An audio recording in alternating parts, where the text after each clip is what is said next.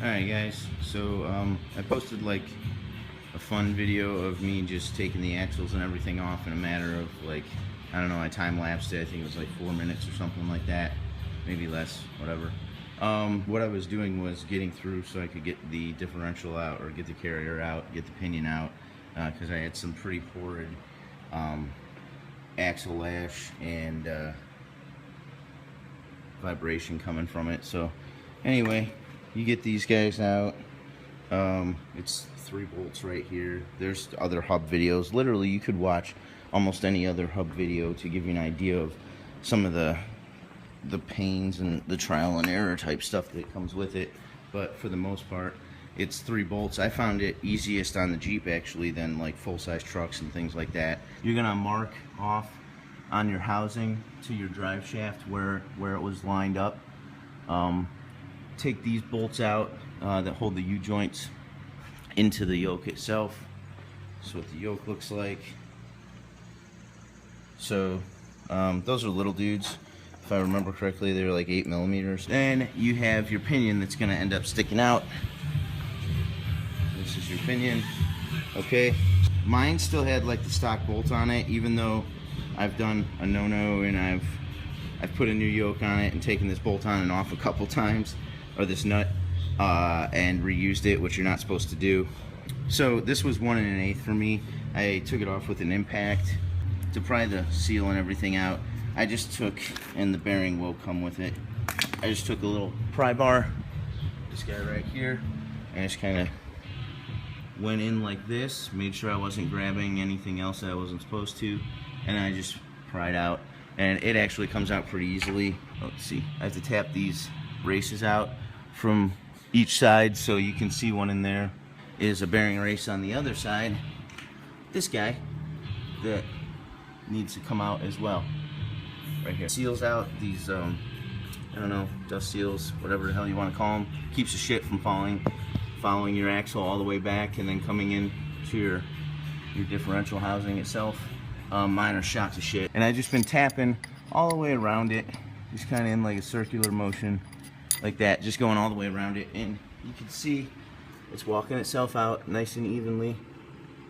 It's about halfway there. I have a long ass crowbar, and because I don't really want to pry against my my bearing housing on the inside right there, I have bunched up a rag in there, and I just kind of gave it a couple good tugs, and it brings the whole thing out.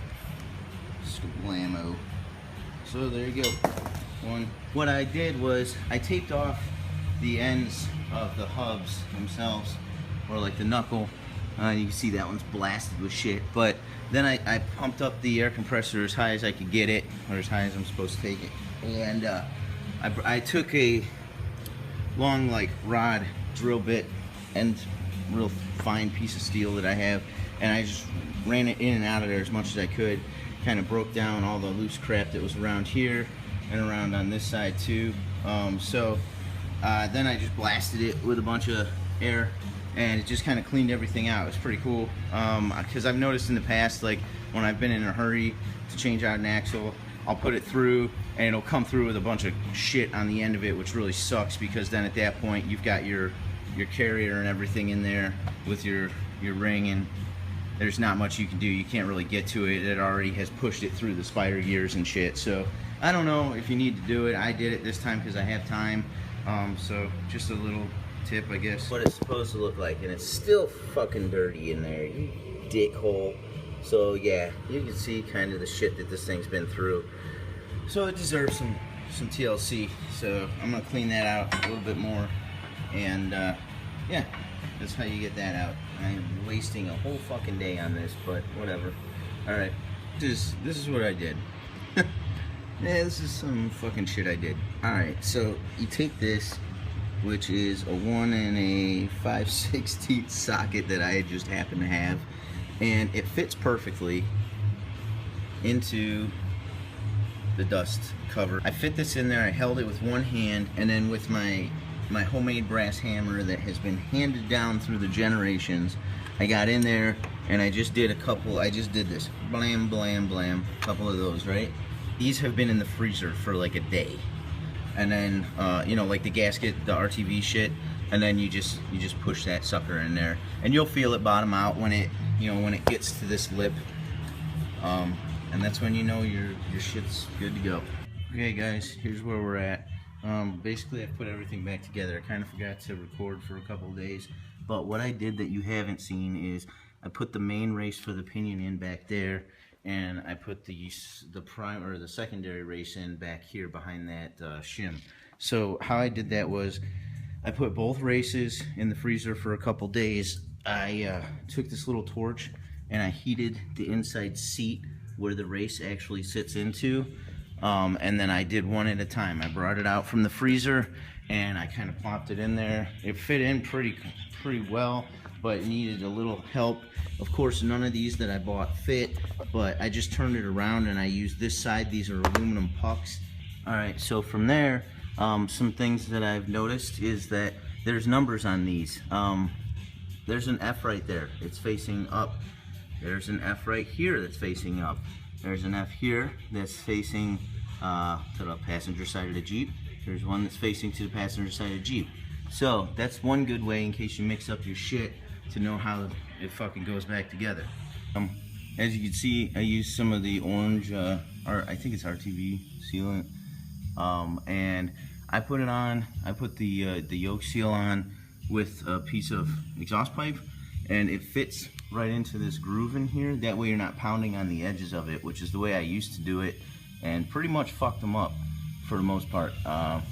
Don't fuck them up. Don't be stupid. Learn from my mistakes. It's just a pathway full of shit. You almost can't even see light out the other side where the carrier is.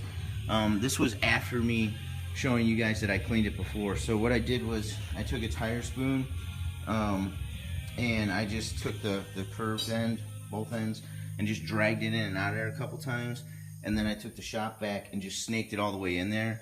And I'll tell you what, man, it makes a huge difference. Here, check it out. I don't know if you guys can tell now, but I mean, it is pretty darn clear all the way through. Putting this shit back together, I used 36mm for your axle bolt, your axle nut. I always put a screwdriver in here, and it holds against the caliper bracket, and then you set your torque wrench to like 150 pounds. Initially I was having some trouble. I was trying to do it with axles and everything in, and then just having the wheels on the ground, and I was just rotating the wheels while it was on the ground. I had blocked them and everything, it didn't matter. So it was kind of a bitch. I got it to like about 150, and where I can speculate maybe 200 when it was on the ground, but then after that I couldn't go any farther. So I put it back up in the air.